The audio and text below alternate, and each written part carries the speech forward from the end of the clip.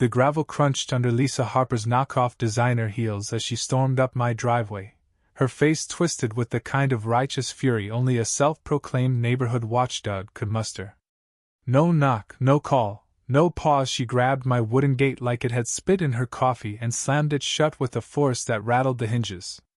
The bang echoed like a thunderclap, sharp enough to make dogs bark 2 streets over. What Lisa didn't see or didn't care to notice was the federal officer halfway through that gate, clutching a sealed crate. The heavy oak slab caught his hip, jostling the box in his arms, and in that split second, a nosy HOA tyrant had just physically tangled with a Homeland Security agent on duty. I stood on my porch, coffee mug in hand, watching the chaos unfold. Lisa wasn't new to this game. She wasn't the HOA president, mind you, just the loudest mouth at every meeting, the one who'd laminated her own badge reading Neighborhood Compliance Officer, a fake title she wore like a crown. For months, she'd been a one-woman crusade, firing off emails about code violations, slapping neon citations on mailboxes, and now, apparently, trespassing to enforce her imaginary laws. But this? Slamming a gate on a federal officer? This was Lisa Harper crossing a line even I didn't think she'd dare. The officer, my friend Mark, didn't flinch. He was calm, the kind of calm that comes from years of walking into secure zones without breaking a sweat. In civilian clothes, he carried a crate with a faint Homeland Security seal, subtle, unless you were looking for it. Lisa wasn't looking. She was too busy barking about unregistered deliveries, and waving her clipboard like a scepter. "What's in that box?" she snapped, her voice piercing the morning air. "That's not on the approved list, and you're not even wearing a name tag. This is private property under community oversight, and I have the authority to deny access." Mark set the crate down with deliberate care, straightened, and gave her a look that could freeze lava. He didn't raise his voice, he didn't need to. "Ma'am," he said, flipping his jacket to reveal the badge on his belt, "you just slammed a gate on a Homeland Security agent. Step back and leave the property." Lisa blinked, then squinted, then God help Mesh laughed. "Nice try," she said, clapping her hands like she'd caught a kid sneaking cookies. "We've had fakes before. There's a guy on Oak Street who claims he's FBI. Turns out he sells pool supplies. That badge? That's costume shop nonsense." I nearly choked on my coffee. Mark shot me a glance, quick and sharp, checking if I was okay. I nodded. I'd been waiting for Lisa to implode for months. I just didn't expect it to be this spectacular. She stepped closer, sniffing the crate like it was hiding a bomb. "Is that a live animal? Because you need a permit, and don't think I won't call animal control." Mark ignored her, picked up the crate, and headed toward my house. Lisa trailed him, screeching about delivery hours and gate regulations, as I let him in and shut the door, leaving her to rant at my brick siding. Through the window, I saw her pacing, snapping photos, scribbling on her clipboard, even trying to recruit a neighbor walking their poodle to join her crusade. Inside, Mark set the crate down and cracked a half-smile. "She always like this?" he asked. "Only when the sun's up," I replied. He rolled his shoulders. "Want me to log this officially?" I hesitated. Part of me wanted to laugh it off as Lisa being Lisa. But that gate was 50 pounds of oak and steel. It could have crushed his knee. And she touched federal property. "Yeah," I said finally. "Log it." He nodded, pulled out his phone, and made the call calm, professional, no drama. Meanwhile, Lisa was still outside, arguing with a garden gnome like it owed her money. My security cameras caught every second, 4 angles, crystal clear audio of her shouting, "I am the authority!" as she slammed the gate. I backed up the footage and sent it to Mark. Not because I wanted war, but because I knew Lisa. She didn't retreat. She doubled down.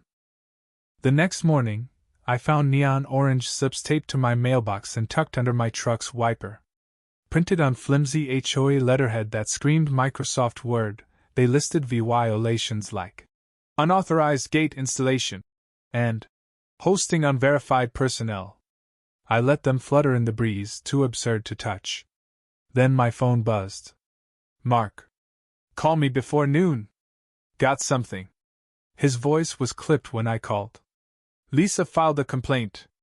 Not with the HOA, with Homeland. Reported you for harboring an illegal drop site and me for posing as an agent. I couldn't speak at first. The audacity was cartoonish. What did your people say? I managed. They laughed, Mark said. But protocol's protocol. I sent your footage. We're clear. Problem is, she's spamming agencies, sheriff, county, you name it.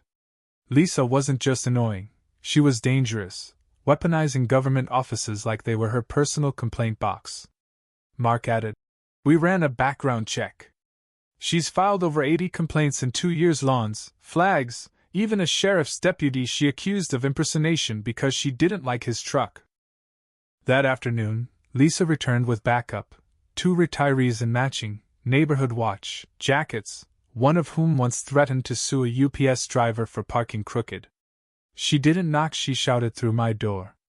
Mr. Carter, we're here to deliver a corrective notice. I opened the door, phone recording. Lisa, this is your third Yunin VY Ted VY sit in 2 days.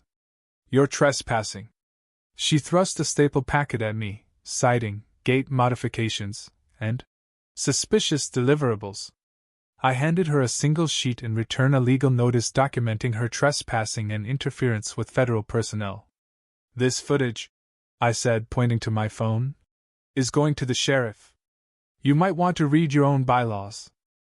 Her smirk faltered. This isn't over, she hissed, but her voice cracked. That evening, Mark showed up in uniform, not on duty but making a point. We sipped coffee on the porch, watching Lisa pace the cul-de-sac, her clipboard looking more like a prop than a weapon. Sheriff's opening a report, he said. They're done with her games. Her name was now flagged with dispatch for false reports. The storm was closing in. 2 days later, Lisa vanished. For 36 hours, the neighborhood exhaled, no heels clicking, no citations, just peace. But Lisa wasn't the type to quit. She returned Thursday, this time with a lawyer, Greg Morton, a slick type in khakis and a Bluetooth earpiece. Mr. Carter, he said, I represent the Pine VYEW Community Association. We're serving notice of your infractions. Lisa chimed in. You're facing CIVYL re VYEW. Cooperate. Greg handed me a file stuffed with highlighted nonsense, outdated HOA rules, misquoted codes, and a photo of Mark's crate labeled possible contraband. I cut in. That was a federal transfer. Your client slammed a gate on an officer. Lisa scoffed. No proof I touched that gate. Right then, Mark stepped out of his SUV, uniform on, body camera blinking. Special Agent Mark Sullivan, Homeland Security, he said. The incident was recorded, including you calling me a cosplaying fraud. Greg paled. Lisa sputtered. This is intimidation. Mark didn't blink. You're a CIVY lien, Ms. Harper.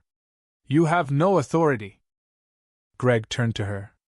Lisa, did you interfere with an officer? Her denials dissolved into mumbles. Then Greg asked me, would you settle quietly? An HOA retraction, an apology? Lisa snapped. You said we'd push back. I smiled.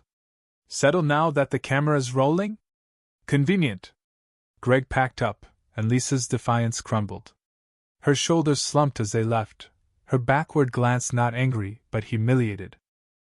That night, the HOA board held an emergency meeting. A leaked recording revealed their exhaustion with Lisa's antics, fake citations, confrontations, even accusing a kid of vandalism over a dropped candy wrapper. They removed her from the committee. Then the Gate VY Deo hit the neighborhood forum, titled, Lisa's Gate Smash. It went VY-RAL, racking up millions of VYUs. News outlets picked it up, subtitling her stunned face. Ma'am, that's a federal offense. Neighbors brought me brownies, wine, notes thanking me for ending her reign. A week later, Deputy Larson called, laughing. The sheriff and county were charging Lisa with obstruction, impersonation, and false reports. Her fake letterhead and signed statements were a prosecutor's dream. A patrol car arrived at her house. She stepped out in a Queen Bee mug, trying for dignity as cuffs clicked on. Neighbors watched, some filming, one clapping slowly. The local paper ran a blurb, online, memes expedite a fake trailer called Gatekeeper, Lisa's Fall, went viral. Lisa faced more than charges. CIVYL suits piled up, a renter sued for harassment, a neighbor claimed medical bills from her stalking their teen. The HOA sued to reclaim funds she'd spent on vests and a useless water theft scanner. Her own gate citation program, every photo, every report became evidence against her. In court, the prosecutor's question was brutal. Who appointed you to protect anything? Life settled. My gate got a silent opener. Mark and I installed it, then cracked beers as the sun set. The crate's contents? A retired K9 named Shadow, now my gray-muzzled guard. Lisa never knew she nearly slammed a dog, not a bomb. Shadow became a local legend, keeping joggers at bay. A final letter came from her lawyer, a weak apology for misunderstandings. I didn't reply. The neighborhood bloomed, quiet and free. A new neighbor brought pie, nodding at the gate. Heard this place has history, she said. I grinned. Right there, she thought she'd shut me down. Slammed her own door instead.